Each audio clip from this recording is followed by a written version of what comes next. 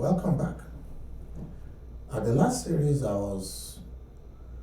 were on chapter 18 of Genesis, and I was giving a clarity about what intercession was all about, and how Abraham was the very first intercessor in the Bible. And of course, after Abraham, so many other intercessors rose again, and of which Moses was one of them. When God wanted to destroy the children of Israel in the wilderness, and Moses had to intercede for Israel. And he went on with so many other prophets. And of course, when the King of Kings and the Lord of Lords also came, Jesus Christ, he interceded. All through the Gospels, you see him interceding. Even when he was on the cross, he interceded. He said, Father, forgive them, for they know not what they were doing. And I explained the last session that intercession, what is an effective intercessory prayer? The burden comes from God himself. He lays it in your heart, and you take it back to him in prayers, reminding him of his righteousness, because he is a righteous God. It was righteousness that Abraham was focusing on, and that was what saved Lot from the destruction of Sodom. We now go into chapter 19, and I'll read to you chapter 19 before we go into the explanation of chapter 19. I'm going to read to you, let's say, the first 22 verses. It says, that evening, the two angels came to the entrance of the city of Sodom. Lot was sitting there, and when they saw him, he stood up to meet them. Then he welcomed them and bowed his face to the ground. My lords, he said, come to my house to wash your feet and be my guest in the night. You may then get up early in the morning and be on your way again. Oh no, they replied, we'll just spend the night out here in the city square. But Lot insisted. So at last they went home with him. Lot prepared a feast for them, complete with fresh bread made without yeast, and they ate.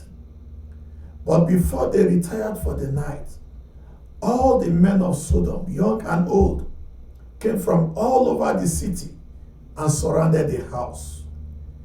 They shouted to Lot, where are the men who came to spend the night with you? Bring them out to us so we can have sex with them. So Lot stepped outside to talk with them, shutting the door behind him. Please, my brothers, he begged, don't do such a wicked thing. Look, I have two virgin daughters. Let me bring them out to you, and you can do with them as you wish. But please leave these men alone, for they are my guests and are under my protection. Stand back, they shouted. This fellow came to town as an outsider, and now is acting like our judge. We'll treat you far worse than those other men. And they longed towards Lot to break down the door. But the two angels reached out, put Lot into the house, and bolted the door. Then they blinded all the men, young and old, who were at the door of the house. So they gave up trying to get inside. Meanwhile, the angels questioned Lot, do you have any relatives here in the city? They asked. Get them out of this place, your sons-in-law, sons, daughters, or anyone else. For we are about to destroy this city completely. The outcry against this city is so great it has reached the Lord, and he has sent us to destroy it. Verse 14. So Lot rushed out to tell the daughters and the fiancés, quick, get out of the city. The Lord is about to destroy it. But the young men thought he was only joking. They laughed at him. At dawn, the next morning, the angels became insistent. Hurry, they said to Lot, take your wife and your 2 daughters who are here.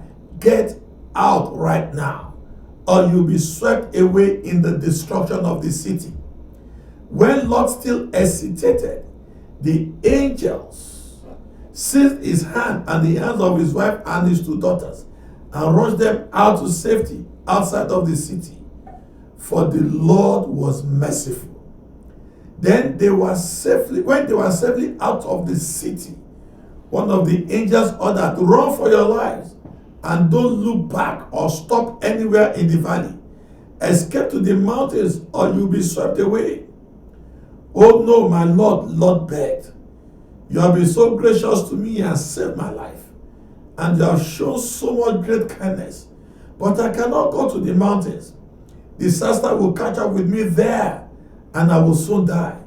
See, there is a small village nearby. Please let me go there instead. Don't you see how small it is? Then my life will be saved. All right, the angel said, I will grant your request. I will not destroy the little village, but hurry, escape to it, for I can do nothing until you arrive. This explains why that village was known as Zoar, which means little place. So Lot reached the village just as the sun was rising over the horizon. Then the Lord rained down fire and burning sulfur from the sky onto Sodom and Gomorrah.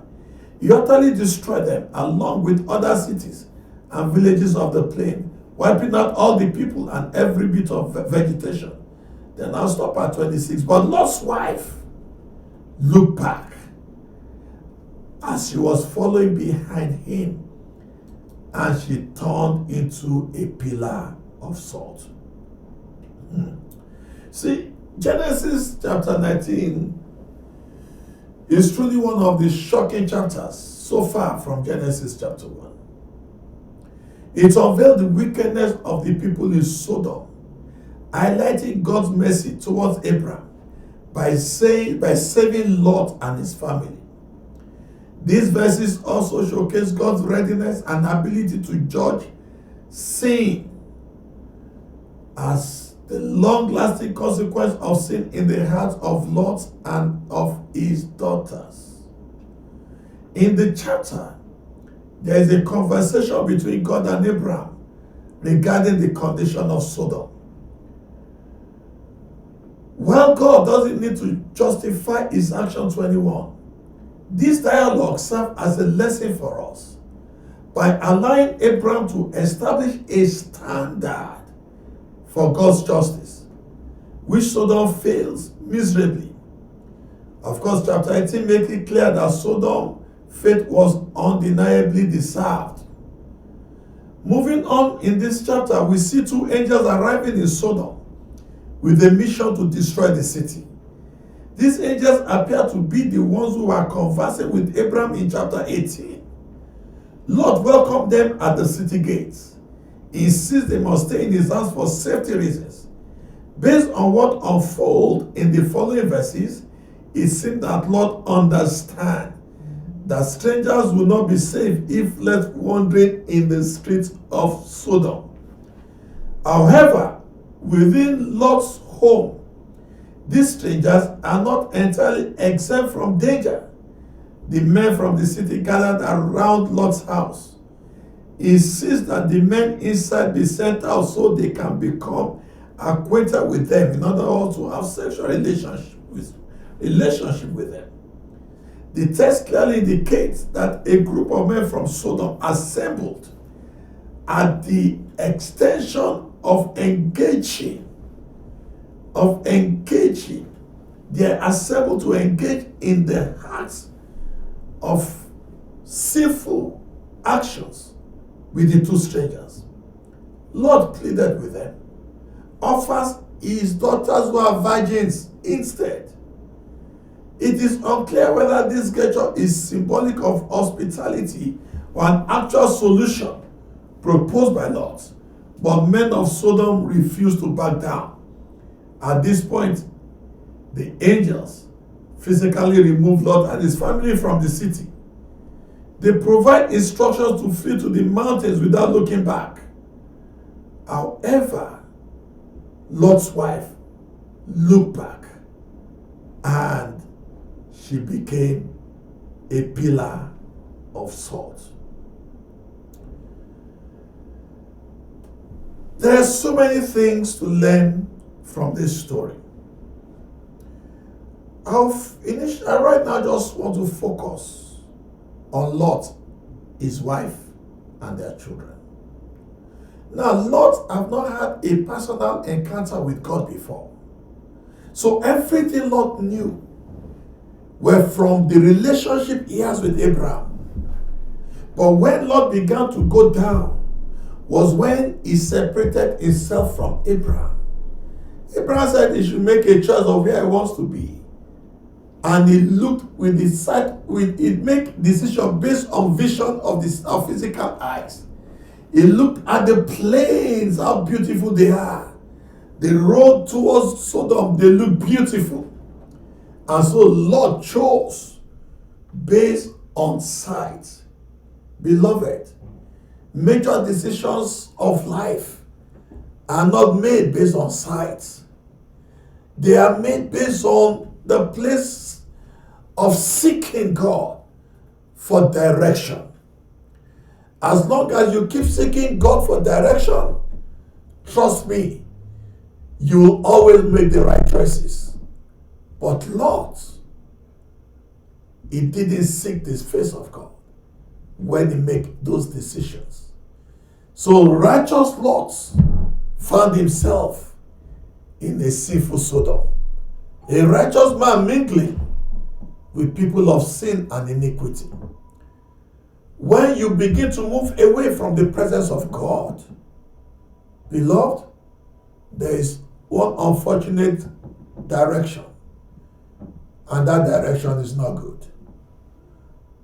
I encourage you to stick with God all your days so that you can continue to receive directive, right instructions from Him. We'll stop there today. We'll continue on the next series. God bless you. Welcome. We stopped at Genesis chapter 19. And I was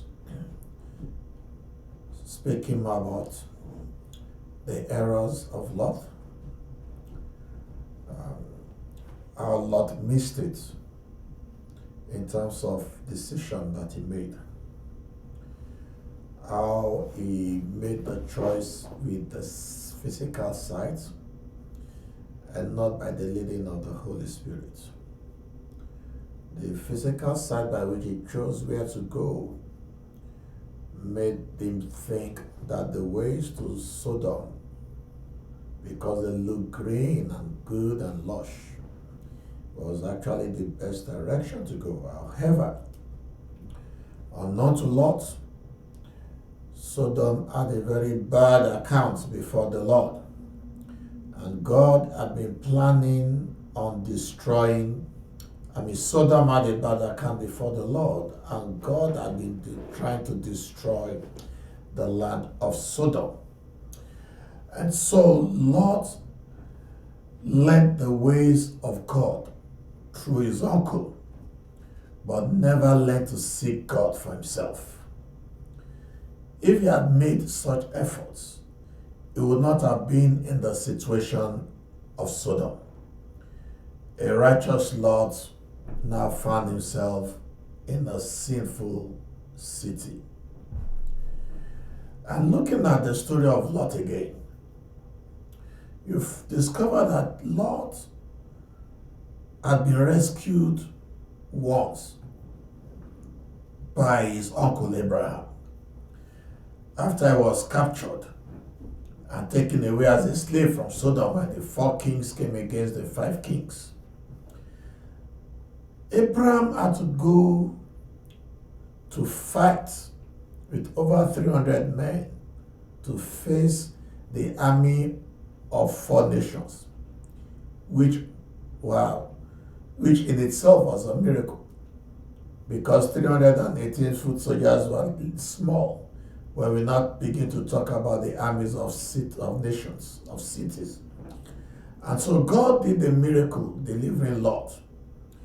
And I would have expected that Lot would have learned his lesson when he was delivered, because he was in Sodom, he was captured. But Lot went back to Sodom.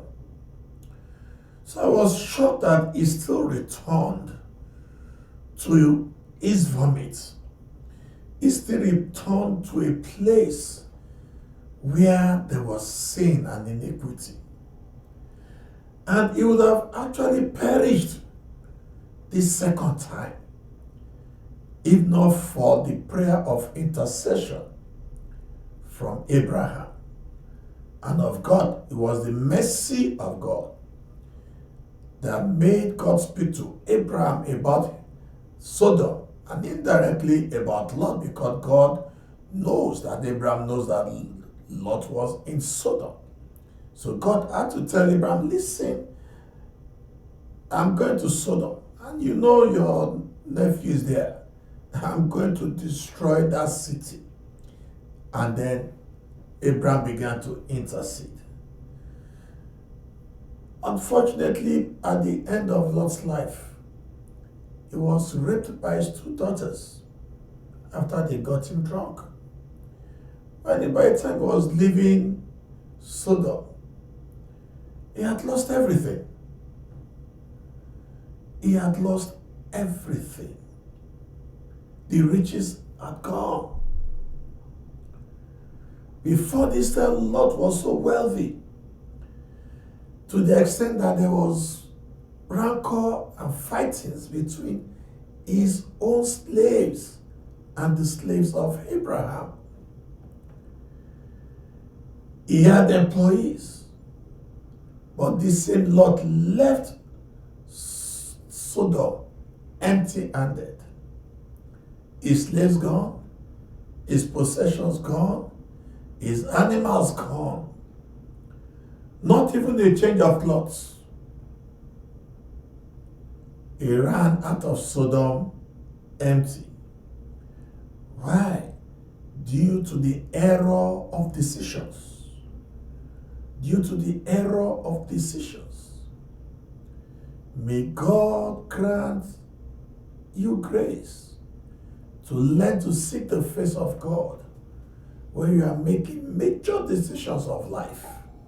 Where to move, who to marry, who to be a friend of, which career to pursue, which city to live in. Those are major decisions in a person's life. You don't take those ones casually. You seek the face of God for direction. So let's move on to Lot's wife. Now, unfortunately, Lot's wife disobeyed the instructions of the angels. The angels said to them they should leave. And when they leave, they should not look back. Even when they lingered, the angel had to grab them and push them away quickly out of Sodom, because destruction was about to fall. And the angel specifically said they should not look back. Unfortunately, Lot's wife looked back, and she became a pillar of salt. Now, what can we say was her offense? What was the meaning of looking back to Sodom? And looking back to Sodom signifies that she still longed for that place of sin.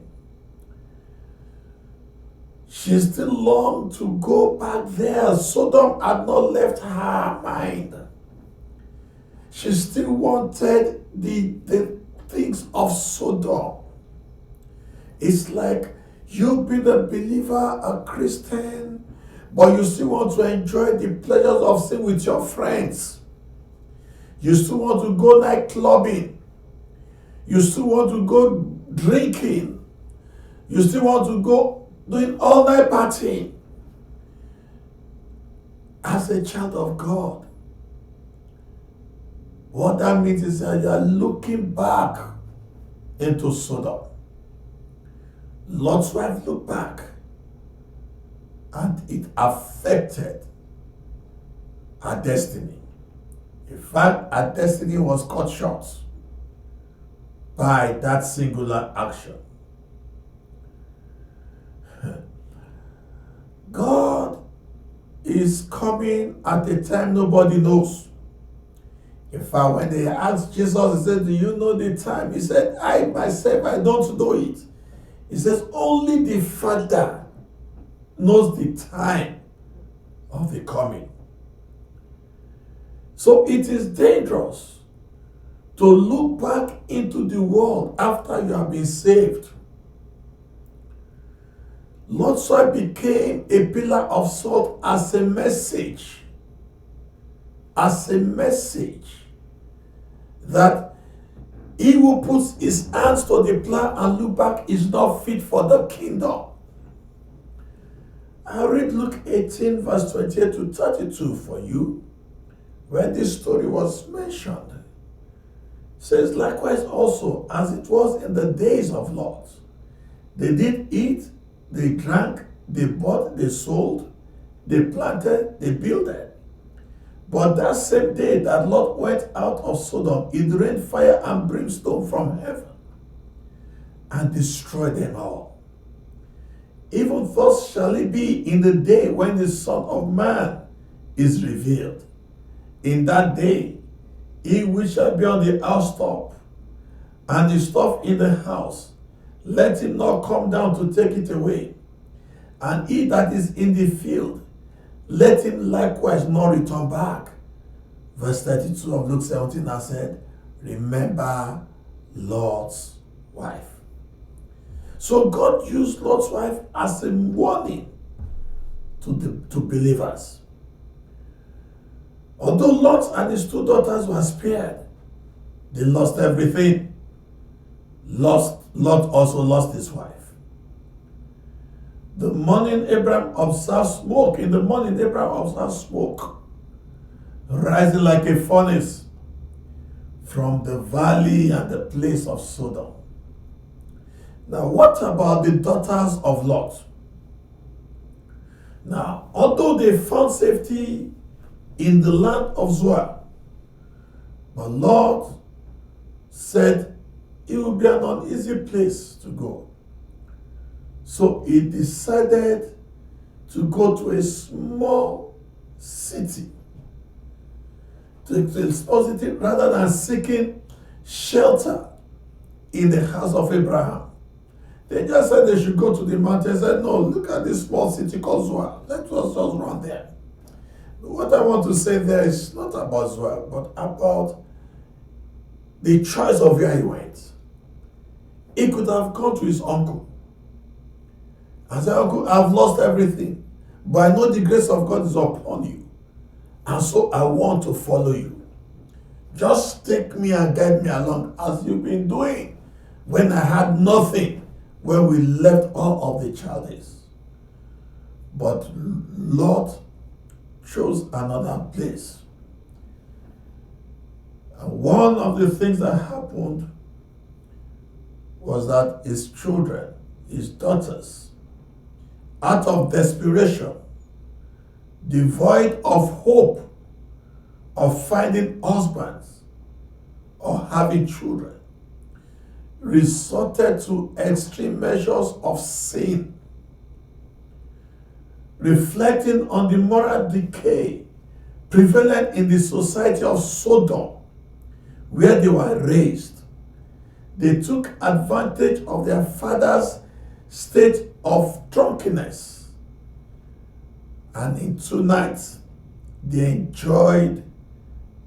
had sexual relationship with their father, yet it was unknown. Both daughters became pregnant as a result of the sin.